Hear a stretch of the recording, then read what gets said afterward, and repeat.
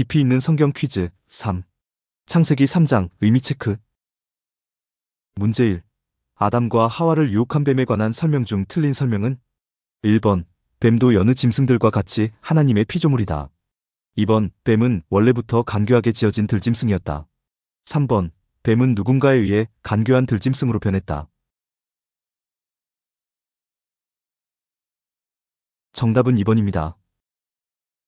창세기 3장 1절, 뱀은 여호와 하나님이 지으신 들짐승 중에 가장 간교하니라라고 기록하고 있습니다.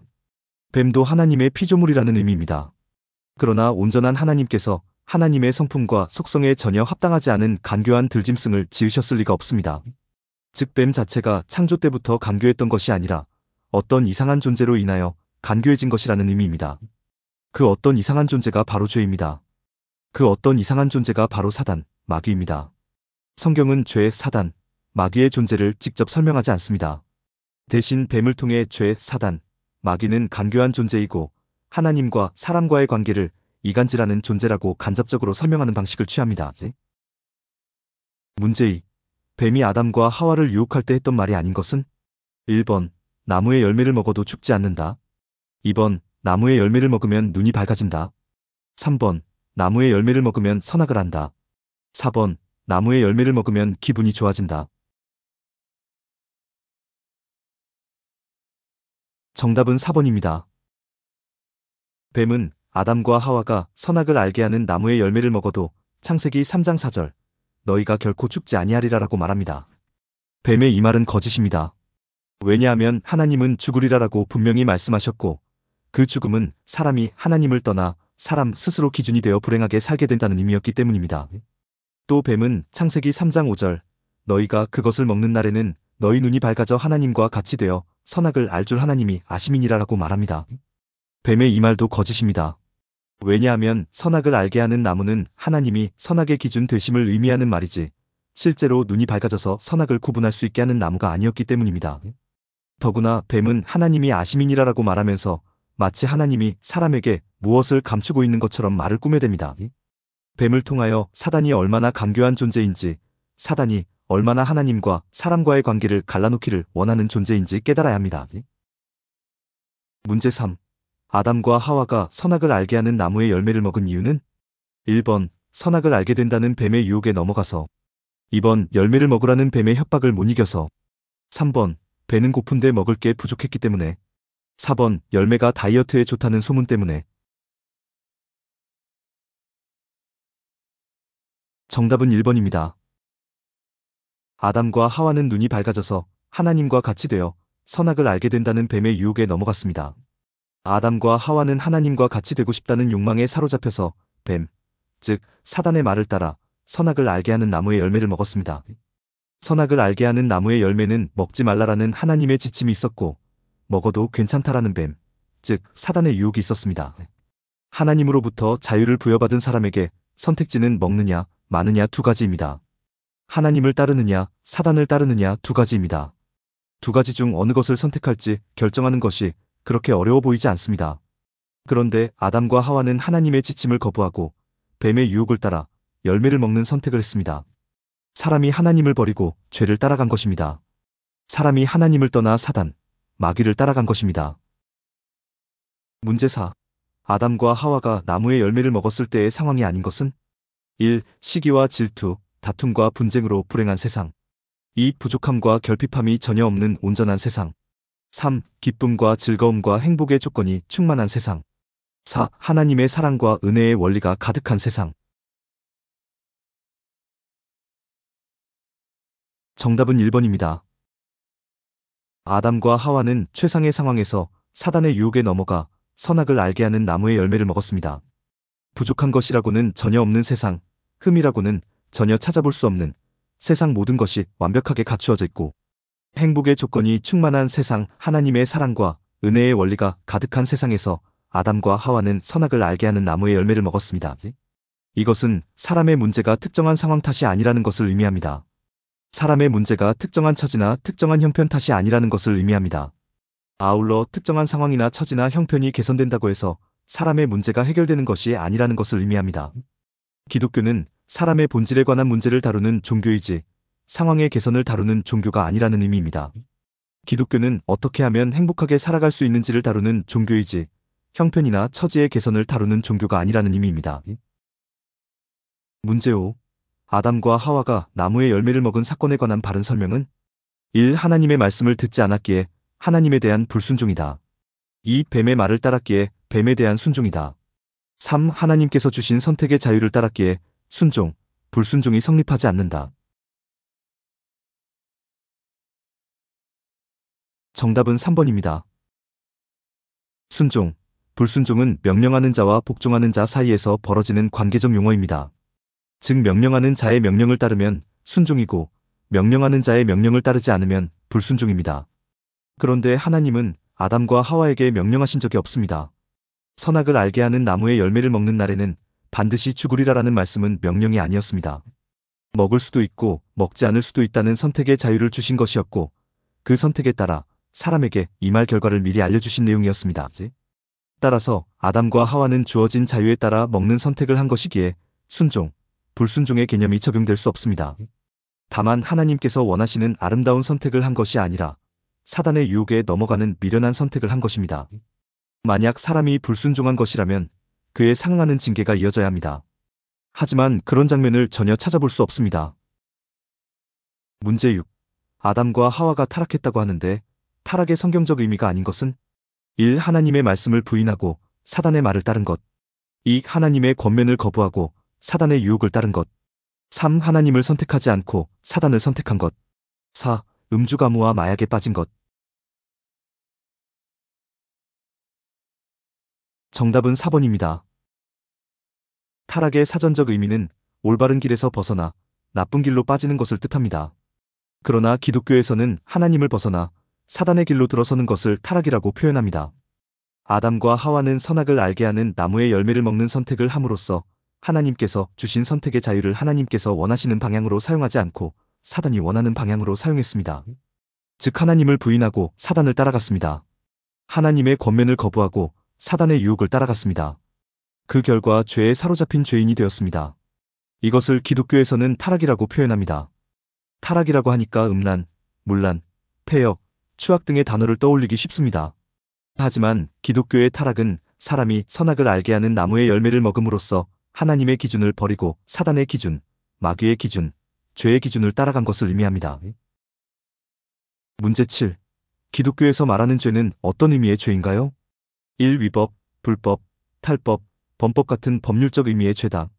2. 하나님을 부인함으로써 하나님과 멀어진 관계적 의미의 죄다.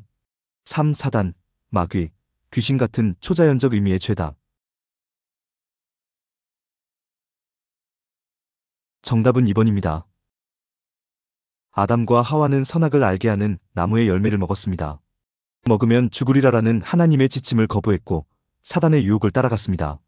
이것을 기독교에서는 타락이라고 표현하며 또 범죄했다 혹은 죄범했다라고도 표현합니다. 죄라고 하면 우리는 흔히 나쁜 짓, 법을 어기는 잘못된 행위를 생각합니다. 그러나 기독교에서 죄는 나쁜 짓, 위법행위, 범법행위 같은 법률적 용어가 아닙니다. 실제로 아담과 하와가 선악을 알게 하는 나무의 열매를 먹은 것이 나쁜 짓, 위법행위, 범법행위가 아닙니다. 왜냐하면 하나님은 먹을 수도 있는 선택의 자유를 주셨고 먹지 않을 수도 있는 선택의 자유를 주셨기 때문입니다. 그 자유를 이용하여 먹는 선택을 한 것이기에 나쁜 짓, 위법행위, 범법행위가 될 수 없습니다. 문제 8. 기독교가 말하는 관계적 의미의 죄에 어울리지 않는 설명은 1. 하나님에게서 멀어진 것이며 사단에게는 가까이 간 것이다. 2. 하나님에 대해서는 죽은 것이며 사단에 대해서는 살게 된 것이다. 3. 하나님과의 관계는 깨어진 것이며 사단과의 관계는 돈독해진 것이다. 4. 하나님 믿는 사람이 술 먹고 담배 피고 거짓말하는 것이다. 정답은 4번입니다. 아담과 하와가 선악을 알게 하는 나무의 열매를 먹는 선택을 한 것은 법적으로 잘못된 것은 아니지만 결과적으로 하나님을 부인한 것이고 사단을 인정한 것입니다. 하나님에게서는 멀어진 것이고 사단에게는 가까이 간 것입니다. 하나님에 대해서는 죽게 된 것이고 사단에 대해서는 살게 된 것입니다. 하나님과의 관계는 깨어진 것이고 사단과의 관계는 돈독해진 것입니다. 기독교에서 말하는 죄는 바로 이 관계적 용어로서의 죄입니다. 선악을 알게 하는 나무의 열매를 먹음으로써 하나님과의 관계가 단절되고 사단에게 사로잡히게 된 것을 죄라고 합니다. 또 뱀을 통하여 사람으로 하여금 선악을 알게 하는 나무의 열매를 먹도록 유혹한 사단 자체를 죄라고 표현하기도 합니다. 문제 9. 기독교에서 말하는 죄인의 의미는 무엇인가요? 1. 위법, 불법, 탈법, 범법 등의 행위를 한 사람. 2. 하나님을 떠나 사단과 가까운 사이가 된 사람. 3. 성품 자체가 간악하고 교활하고 뻔뻔한 사람. 4. 세상 아무것도 모르는 천진난만한 사람. 정답은 2번입니다. 기독교에서 죄가 법률적 용어가 아니라 관계적 용어이듯이 죄인도 법률적 용어가 아니라 관계적 용어입니다. 법률적 의미에서 죄인은 나쁜 짓을 한 사람, 법을 어긴 사람입니다.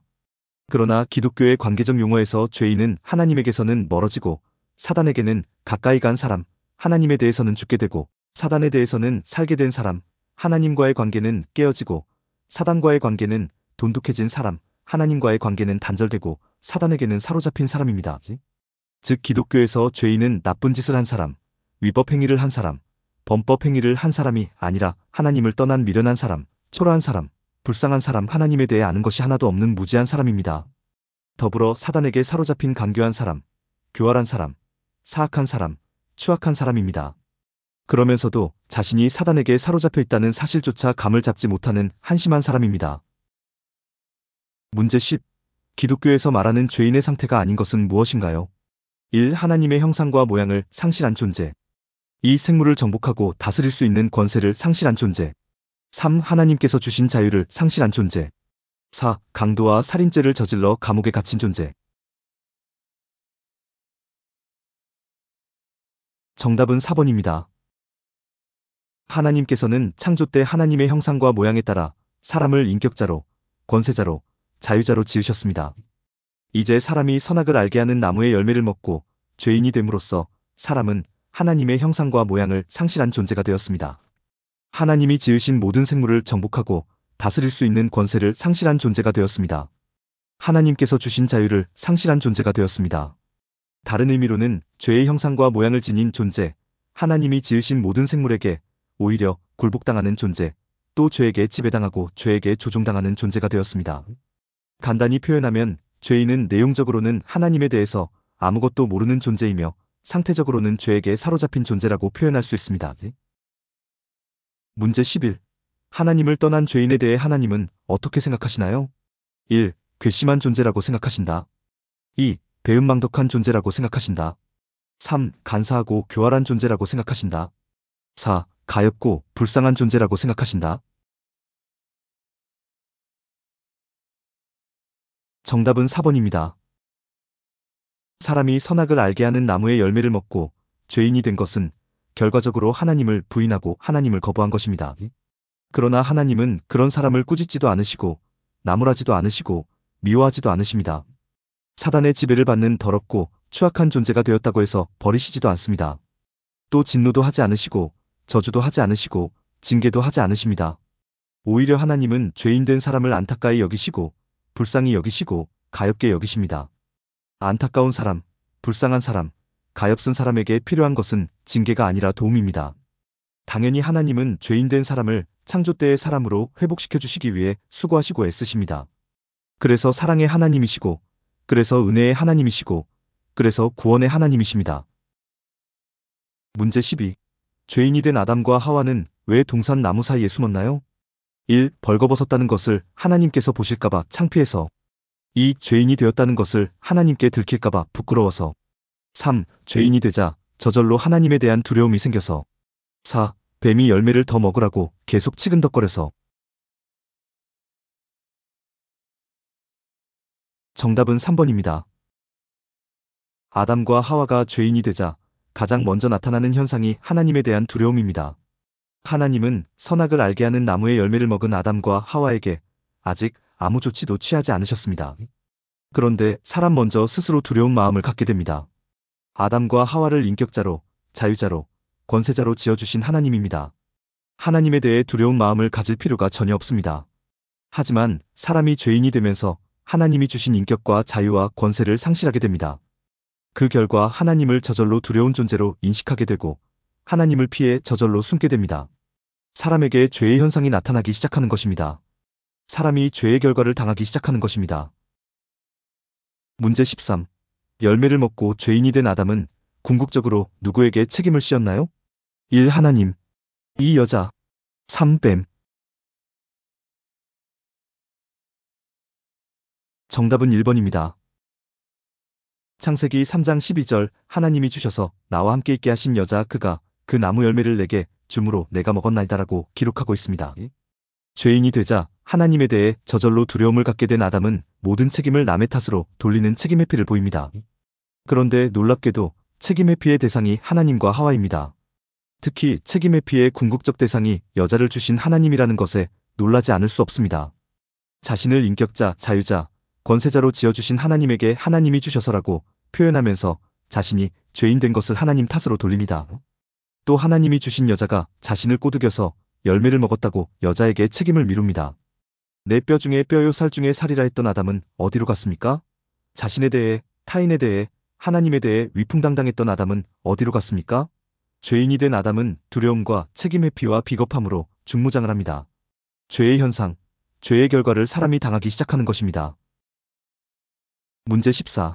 죄인이 된 아담이 뱀에 대해 아무 언급도 하지 않은 이유는 1. 뱀과의 사이가 돈독했기 때문에 2. 뱀이 해코지할까봐 두려워서 3. 뱀의 지배와 조종을 받기 때문에 4. 뱀의 말이 옳았기 때문에